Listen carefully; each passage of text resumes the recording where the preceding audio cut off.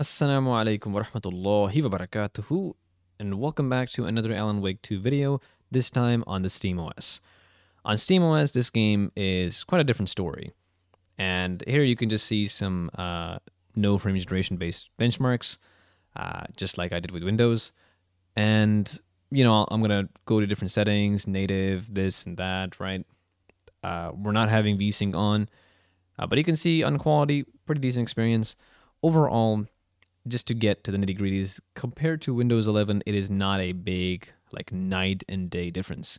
However, there's something that I have done and that I do want to mention. This game usually requires you to have 16 gigabytes of physical memory, but I found a way to run this game on, by changing the VRAM setting in the SteamOS to be 4 gigs and still being able to launch this game. And it has given huge, massive improvements over stutters, like in every area of the game. Like when you're playing the game, the loading stutters, the huge spikes, the spikes where the game literally just hangs for a bit. So much of that has been improved by just that one setting. And I'll get into it and how to actually do it, just a quick little way of how to do it if you're running the game from Epic Games Launcher.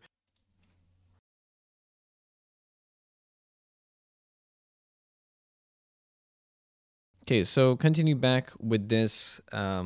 We're just doing some frame rate benchmarks as usual, during bright falls, during the nighttime scene, which is right here. So the bright falls is the best case scenario, and the nighttime scene is the worst case scenario. And in this one, you're going to see why it is the worst case scenario. If your game is playable, or at least doable, in this area, nighttime when it's raining in the forest, then you're pretty much set for the entire game, right? Because the entire game, this is as bad as it gets, right? And the rest of the game is going to be playable. And you can see here, it's completely like 18 FPS. Like, what's going on, man? That's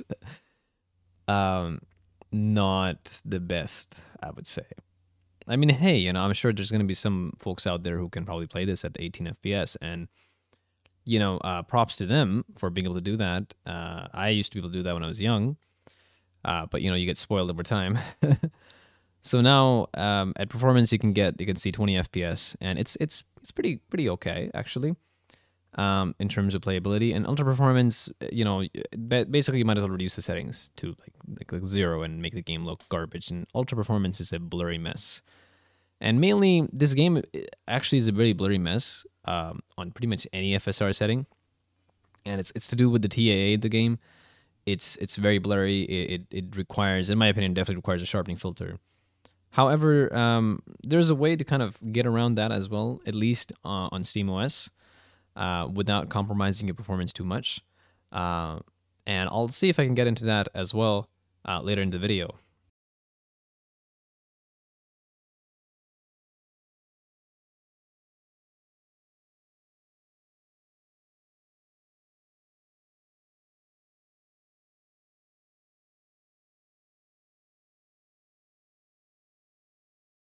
Okay, so now we're finally at the fun part where everyone loves to skip to, which is the frame generation benchmarks, of course.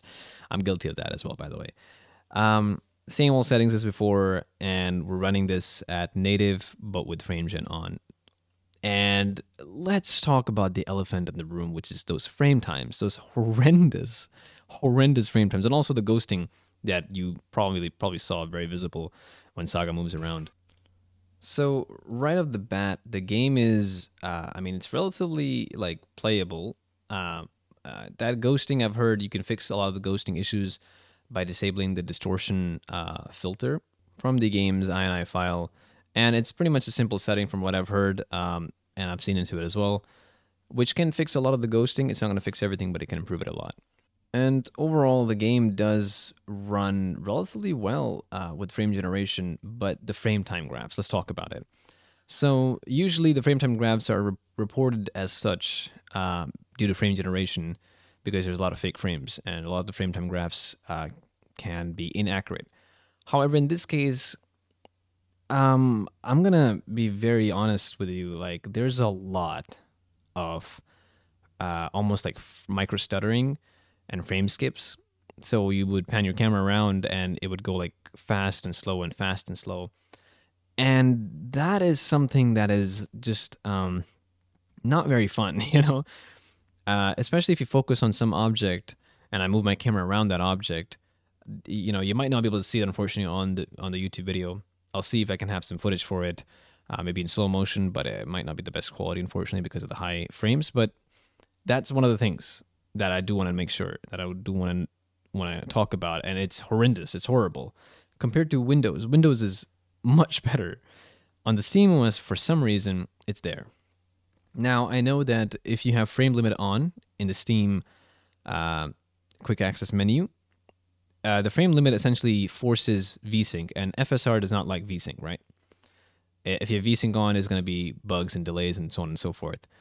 And basically, if you get rid of that, it can fix those micro stutters, but then you have the other problem, which is there is no VSync, and the screen itself feels very like choppy, you know, because of the screen cutting. So I guess pick your poison, whichever you want to go for. So it's something to keep in mind. But yeah, and you can see here in the night area, the frame times again. Like, if it wasn't for the inconsistent frame pacing, which is, like I said, very very noticeable. It's not just like, you know, a little bit noticeable. Very, in my opinion, you know, you can turn off the overlay, and that will help you psychologically to not look at those horrendous frame time spikes, and be fine with it. You know, don't be like me. Don't be obsessive over the time of the numbers and everything, right? But like, you know, but you know, in the end of the day, there's still going to be stuttering because you're going to feel it.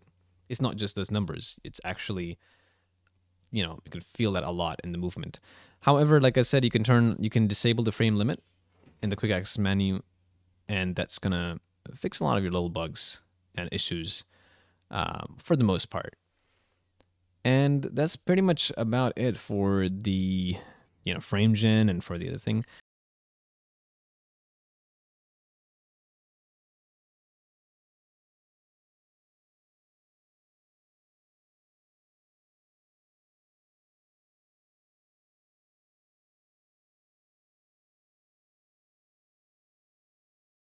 So this is now running on Windows 11, and this is after the before and after the VRAM fix, the 4 gig of VRAM fix. And you can see on the left side, the before, the frame time graph is very thick, you know, you don't want that. And the right side, it's very smooth. And that's exactly what you want. And it actually feels very smooth, responsive. It's still delayed, but it's very consistent. And you can see more of the Windows 11 gameplay here. And you can just take a look and decide for yourself what you like. But on Windows 11, especially with this fix that I mentioned, this is amazing. You're seeing those spikes, you know, when new data is loading in. I assume because of the data loading and because of like a lot of like new effects kind of happening, because I haven't, you know, kind of done that. But there are those stutters here and there. You're not going to see them all the time, but maybe like one-time offs when a new effect comes in. But overall, like, wow. However, I would say there is one unfortunate thing, which is that on Windows 11, it does seem to have stability issues, and it has crashed for me multiple times in this area. Like basically, you're running around, and then suddenly the game is gonna get stuck, right? And you're gonna hear like audio repeating audio, and bam, my Steam Deck restarts. I'm not sure if it's a Windows, like if it's an issue from my installation of Windows or what, because I've not had that even once on SteamOS.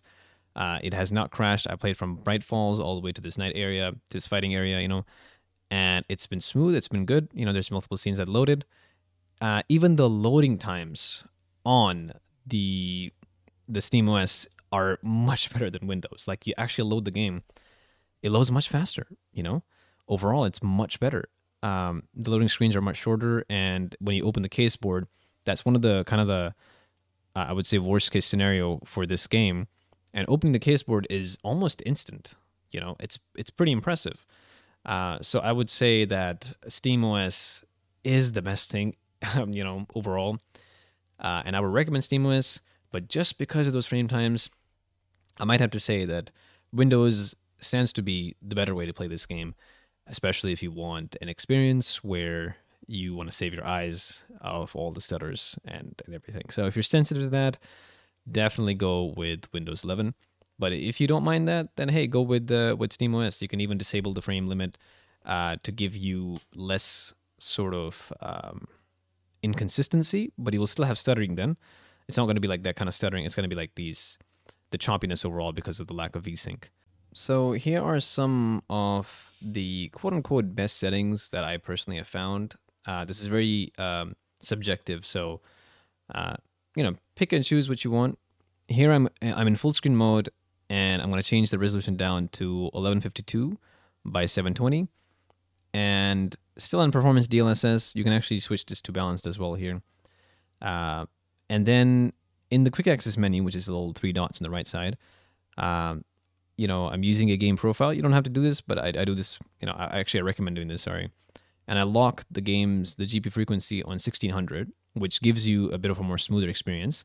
And I turn FSR on. You can see I just turned on that, and now the game is gonna actually look much sharper compared to what it originally looks like because of that FSR 1.0 scaling. And you can sort of see a comparison here. This is not the best comparison, but you can maybe see a difference here without and with FSR. Let's see if I can actually show that here. Yeah, there you go. Just some differences on Alex Casey and on the floor as well. I'm zooming in too much, but this is not the best video definitely. But there is a difference, especially you can see that when you're moving around. There's a lot of blurriness in this game, and this seems to take away a lot of that. And I would say this is one of the better settings. So let me know what you think about it. If you like this video, consider liking and subscribing and supporting me on my Patreon if you really want to go that extra mile. It takes a lot of time and effort in making these kinds of videos, so every bit of support is greatly appreciated. That's about it from me. Take care, and assalamu alaikum.